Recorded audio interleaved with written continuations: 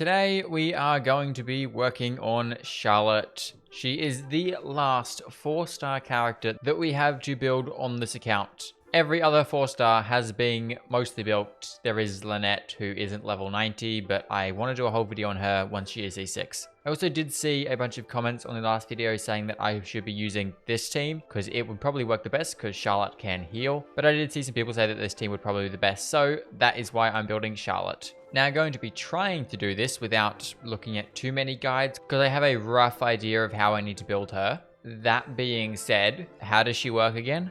Okay, so skill does damage. This reduces skill's cooldown. The burst heals, which is good. That's what we like to see. And also, this passive talent increases healing bonus by 15% because if we have 1, 2, or 3 Fontaine characters in the party other than Charlotte, we will gain a 5, 10, or 15% healing damage bonus respectively. Luckily, this account is Fontaine only, so the entire team is Fontaine characters. So we get an extra 15% healing bonus, which is very nice. That is what we like to see. We obviously need to level 90 her, which I'm pretty sure we should have most of the stuff.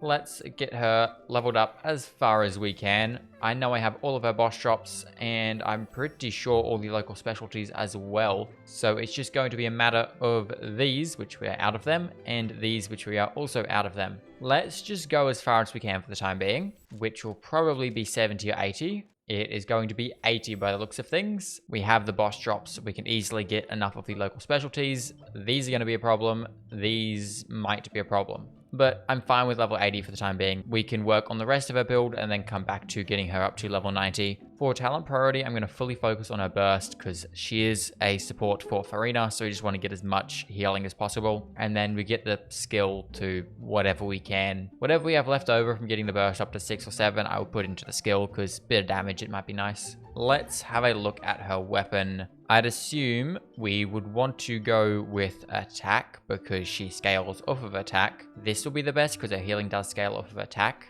Well, it looks like we're going to have a decent amount of material, so hopefully this weapon should be able to go straight to level 90 or 80 pretty easily. It does help that none of the characters or weapons we've built so far need like any of those drops because they're not from Fontaine. So non-Fontaine weapons are quite easy to level up on this account because I have a ton of resources just lying around. And just like that, there we go.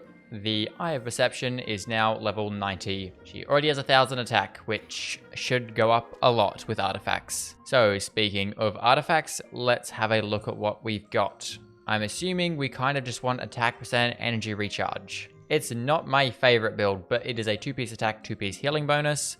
We have 1800 attack, 29 to 112 with 65% healing damage bonus. I think that should be okay. The attack is a little bit on the lower side. I could fix that if I wanted to run triple attack. If we swap off this, we're going to lose a lot of that ER, and we really want the energy recharge so that we can get her burst up as much as possible and heal as much as possible. So now moving along to the next tab, which is Constellation. She is currently at C3. C1 makes her heal more, which is good. This could be very good if I use it correctly. When the camera hits 1, 2, or 3 or more opponents, I'm assuming that is with the hold version of it, then she gains attack, which is good. So I could possibly do like a rotation like this, go like boop, get a bunch of enemies, get like at least 3 enemies in there, boom, and then do a burst. And that should, in theory, give us more attack. And then obviously C3 just increases her burst level by 3. So now we move on to talents, which I need a lot more of these. And I'm going to need...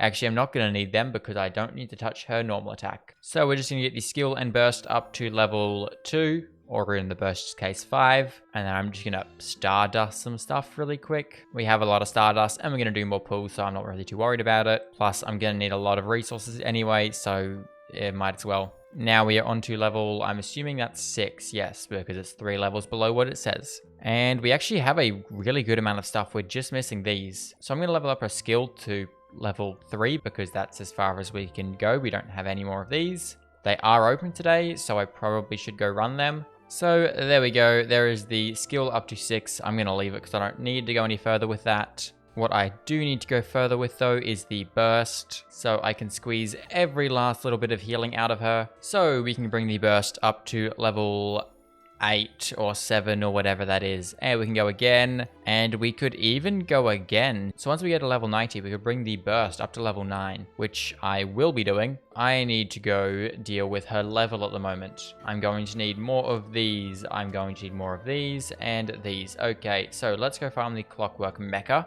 There is quite a large chance that I am using the wrong artifact set for her, so I might be able to fix things if I swapped her to a better set. So let me know what artifact set is best. I think using a 2-piece attack, 2-piece healing bonus will be decent, but again, I'm not too sure. Oh my god, look at this massive damage from normal attacks. 800? Whoa, absolutely broken. I would like to see how much a skill does, like the charged version of it, because why not? 1,700, and then we get hits of 1,070 and 1,700 or whatever. I mean, hey, it's not horrible. It is pretty horrible, but it is damage. However, the main star of the show, hopefully, is going to be her healing, which 14,000 per healing thing, a whopping 77 damage there. But we did hit 14,000 on the main one, which is good. We only hit like 1 or 2 hits of it, which is less good. I don't know if it's supposed to hit more than once or only once. It probably says that in her talents. It does only hit once, but if we're inside the AoE of the burst, then we do get more healing. So basically, it is another version of Circle Impact, like with Bennett, where I am bound to her burst radius, so I actually can get healing for Furina. But Furina doesn't really, I don't think, correct me if I'm wrong, which I very well could be. I don't think her burst buffing scales off of how much you increase or decrease the HP. I think it's just how many times you do that. I could be wrong, but from the way I read it, that's sort of what I'm thinking. So even if we just get like 700 healing every now and then, that would still probably be enough to do something decent. We can craft all of the gemstones. That is good. So now we are just missing these guys. We can craft every single one of these blues because we're going to need all of them. And we don't even have enough to get her to level 90, let alone do talents. Okay, fun. Well, I guess I will be using the interactive map or something.